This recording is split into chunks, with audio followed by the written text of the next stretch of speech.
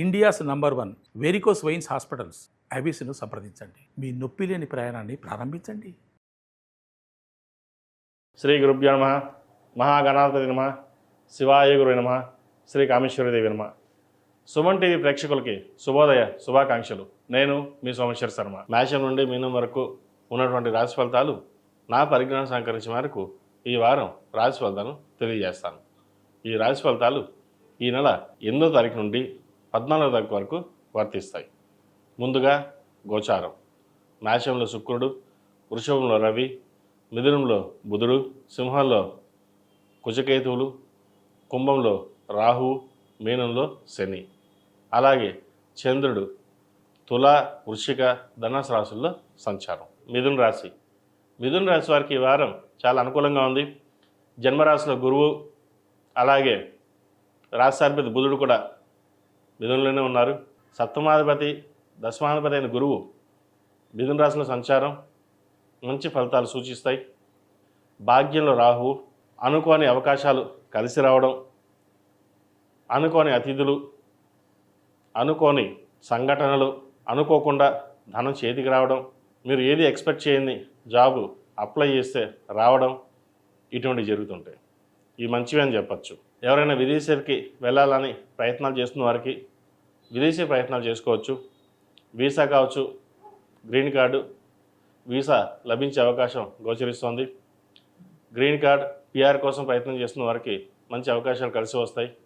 అలాగే సినిమా రంగంలో ఉన్న వారికి beauticians, technicians, ENT, film makers, అలాగే చార్టెడ్ అకౌంట్స్, వీరికి రంగాల వారికి ఈ వారం చాలా బాగుంది.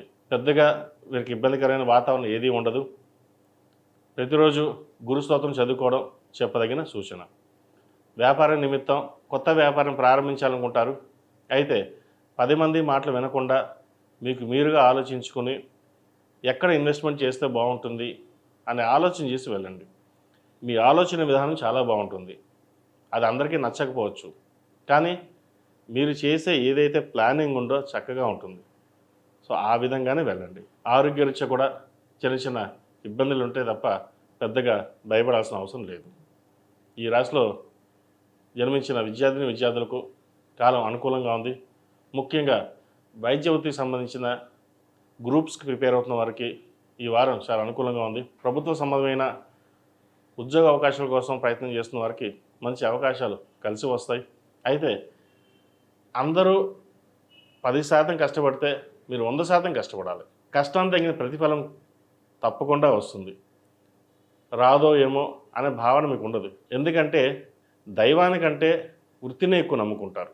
వృత్తే దైవంగా భావిస్తారు. కాబట్టి మీరు ఏ పని చేసినా సత్ఫలితాలు అనేవి కంపల్సరీ ఆ భగవంతుడు మీకు ఇస్తాడు.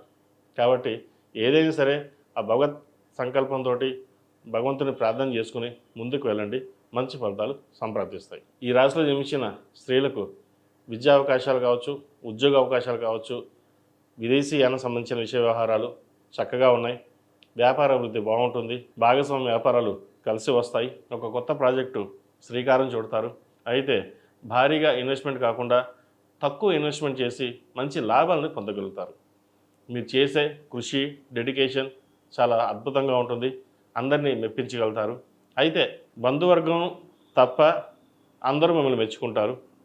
బంధువర్గంలో మీకేమీ తెలియదని లేదా మీకేమీ రాదని, మీరు వ్యాపార వ్యవహారాలు సరిగ్గా చూసుకోలేరని అని ఒక భావన ఏర్పడుతుంది. కానీ అది మీరు చూసుకోగలరని మీకు నమ్మకం ఉన్నా ఇంట్లో వాళ్ళ సహాయ సహకారాలు చాలా తక్కువగా ఉంటాయి. అయితే వాటి విషయంలో మీరే గట్టిగా పోరాడాల్సిన పరిస్థితి కూడా ఏర్పడుతుంది. సంతానాభివృద్ధి బాగుంటుంది. వివాహం కాని వారికి వివాహ ప్రయత్నాలు చేసుకోవచ్చు. ఈ వారం ఒక మంచి సంబంధం కుదిరే అవకాశం గోచరిస్తుంది. క్రయ విక్రయాలకు సంబంధించి ఒక భూమి కానీ ఫ్లాట్ కానీ కొనుగోలు చేస్తారు. వాహన యోగం ఉంది.